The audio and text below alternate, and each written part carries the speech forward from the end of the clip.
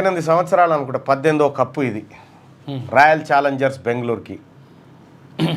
విజయ్ మాల్యా నువ్వు ఎక్కడున్నా కూడా ఇవాళ నీ జట్టు నువ్వు బొడ్డుతాడు కోసినటువంటి జట్టు ఇవాళ ఎట్టకేలకు విజయం సాధించింది. అయాల ఆర్సీబీ ఇత్తనం నాటి అవతల పడ్డావు, నువ్వు వెళ్ళిపోయినావు. ఇవాళ అందరికంటే ఎక్కువ మొత్తం భారతదేశంలో ఉన్నటువంటి ఫ్యాన్స్ అందరికంటే ఎక్కువ విజయ్ మాల్యా కన్నీళ్ళు పెట్టుకోవచ్చు నాకు తెలిసి. ఎన్నేళ్లకు నా కంపెనీ విజయాన్ని సాధించింది అనేది.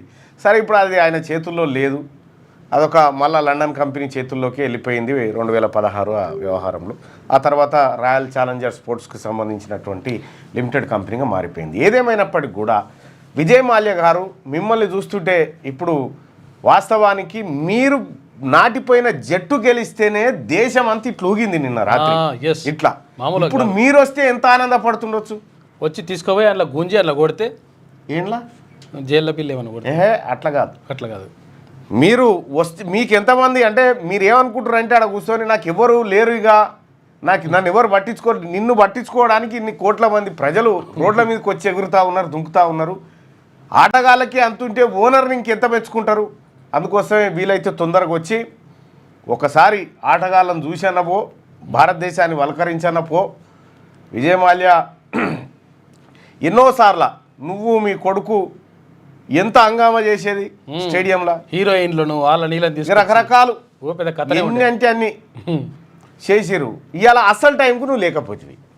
ఇవాళ గెలిచి ఇవాళ నువ్వు గ్రౌండ్ అంతా ఉరకాల్సిన టైంకి నువ్వే లేకపోతే 18 ఏళ్లకు.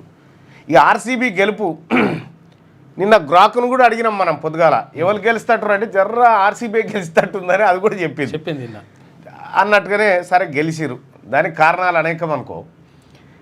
ఒకానొక దశలో బెంగళూరు జట్టు అసలు ఈసారి కూడా అయిపోయినట్టేరా అనేటువంటి పరిస్థితి నుంచి మొత్తానికి విజయాన్ని ముద్దాడింది.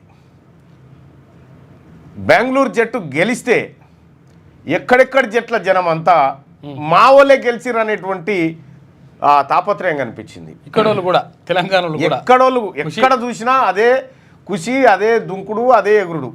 సరే చేసుకోవడానికి పండుగ అక్కర కాబట్టి చేసుకున్నారు. కానీ ఆర్సీబీ గెలుపును మరో కోణంలో చూస్తే ఒక ఆయన వార్డు మెంబర్ కోడిపోయి, సర్పంచ్ కోడిపోయి, ఎంపీడీస్ కోడిపోయి, జెడ్పీడీస్ కోడిపోయి మళ్ళా నామినేషన్ వేస్తాడు చూడు. మళ్ళా నామినేషన్ వేస్తే పిలవకుండా ఎంట పోతారు చూడు జనం, సానుభూతి పాపమని. ఆ పాపం, అయ్యో పాపం అనేటువంటి ఆ గెలుపు నిన్న కనిపించింది. ఎక్కడ సంబురాలు, ఎక్కడ లెక్క. మరి పంజాబ్ గెలిస్తే ఈ తరీకాలో ఉండేదో ఉండదో నాకు తెలియదు. కానీ లేటెస్ట్ న్యూస్ తెలుగు మరియు ఇంగ్లీష్ అప్డేట్స్ కోసం ఇప్పుడే క్యూన్యూస్ అఫీషియల్ యాప్ని ప్లే స్టోర్ నుండి డౌన్లోడ్ చేసుకోండి. సరికొత్త సమాచారాల కోసం క్యూన్యూస్ వెబ్సైట్ని ఫాలో అవ్వండి. ఛానల్లో ప్రాంతీయ, జాతీయ, అంతర్జాతీయ వార్తలు వీక్షించండి. లైక్ చేయండి.